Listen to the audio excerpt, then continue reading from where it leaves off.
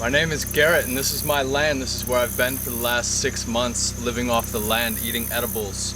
I'm a survivalist. This is my natural habitat right here. From the Amazon, from the Congo this year, I can go into any habitat and survive without a doubt for as long as I need to.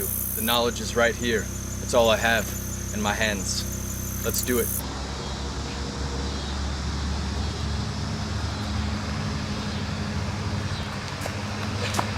They don't call me Jaguar for nothing.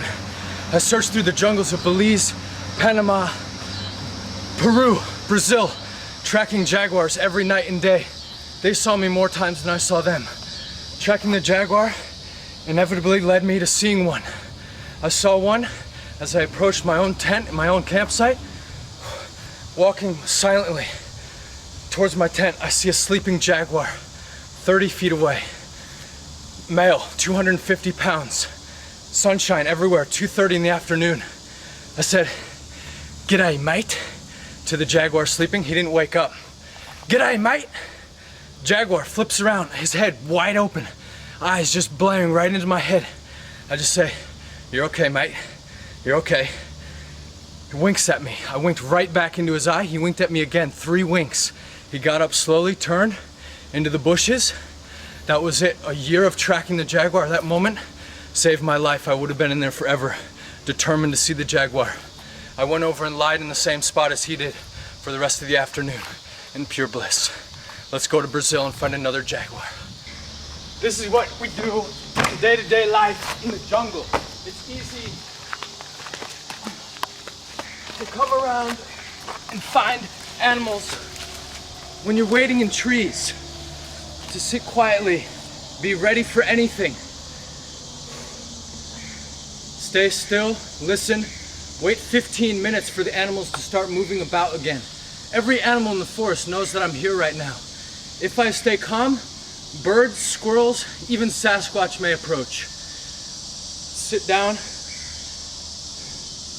become one with nature. Up in a tree is a great way to stay out of view from terrestrial animals walking below. They don't look up as often, and they can't smell you as easy.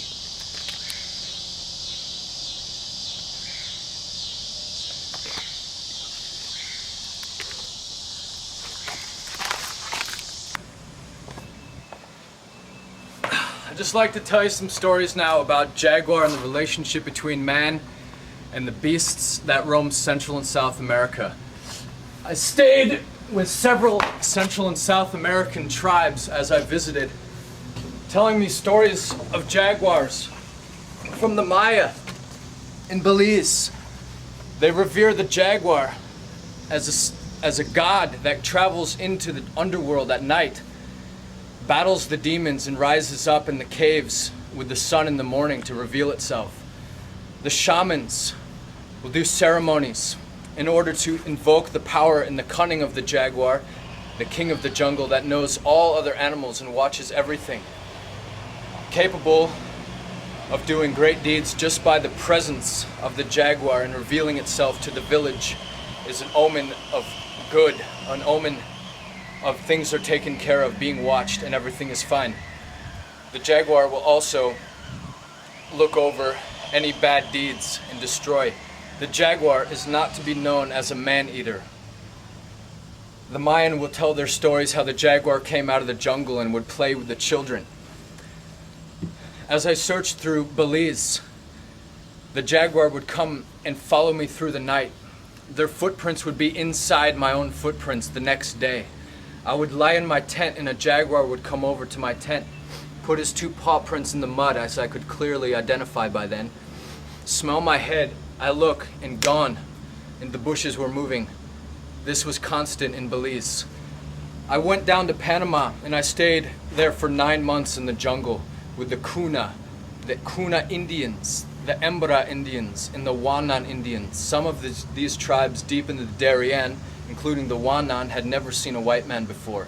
I hiked 12 hours on following horseback led by an Indian man with tattoos, and just threw me sugarcane. We got to this one tribe. 30 kids, 15 adults all approached me saying, "Jesus, Jesus. I said, no, yo no Jesus. Mi nombre es Jaguar. I'm here to be with the jaguar. And they showed me several pelts that they had on their walls. They gave me teeth of jaguar. They told me they're legends of jaguar in the Darien. This is where the road doesn't connect North and South America due to the cocaine industry and the Colombians. I could see Colombia from this village. I left there only to go to the Amazon. I went down to the Amazonian tributaries, and there's native Indians on the banks. I'd stop and say hello to them, but they didn't speak any English. I traveled out of the Amazon and down to the Pantanal, where the jaguars grow the largest and biggest. 350 pounds of solid muscle. These jaguars cover the land. Anacondas everywhere. This place is filled with wildlife. The jaguars there are farther spread out than in the other jungles of Central America, larger home territories. There, the native people all admire the jaguar. Anywhere people and jaguars cohabitate, the admiration for the jaguar is the highest in their culture for any animals. 2, 1. Let's do this! Woo! Woo! Come on! I went down to the Amazon by myself and I got a little dugout wooden boat, adventured through the Amazon for 2 weeks alone. Only brought apples and bread and water. I just paddled downstream and you could see many scarlet macaws, red and blue macaws, monkeys. Other cats in there are jaguarundis, ocelot, puma, and giant, this isn't a cat, giant otter. Did you have any dangerous encounters? Every day. Like what? Caimans would come over to my boat and show me their back arch and say, this is my territory. I'd go back into the lagoons and they'd say, get out of my pond, and they'd threaten me. They'd jump out of the water and splash all over me. Anacondas come right near my tent. 10-foot anaconda. Could they have squeezed your tent? They could have, but you gotta get away. You just keep them close, you know? You make friends with them, right? Yeah. When I saw that anaconda, I went over and I grabbed him by the tail. And he spun around, curled up and looked at me, and I just got close and looked at him. Just make... What about crocodiles? Crocodiles. That's the caiman crocodile. 6 feet long. There's black caiman and there's spectacled caiman. Black caimans are 18 feet long sometimes. The spectacleds are only 6 to 8 feet long. I see those all the time. I actually put my tent right next to 30 caiman one night because that was the only patch of land left because it was all swamp. And that nobody came up to eat you? Nah, they're my friends.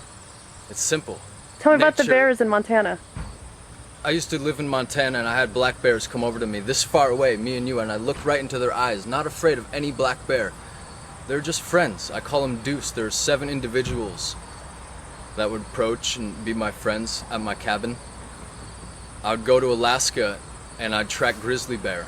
I found a grizzly bear that had killed a fresh moose calf 30 feet away and I just watched him eating. I went to Canada and saw a polar bear. I filmed him. These are just my hobbies.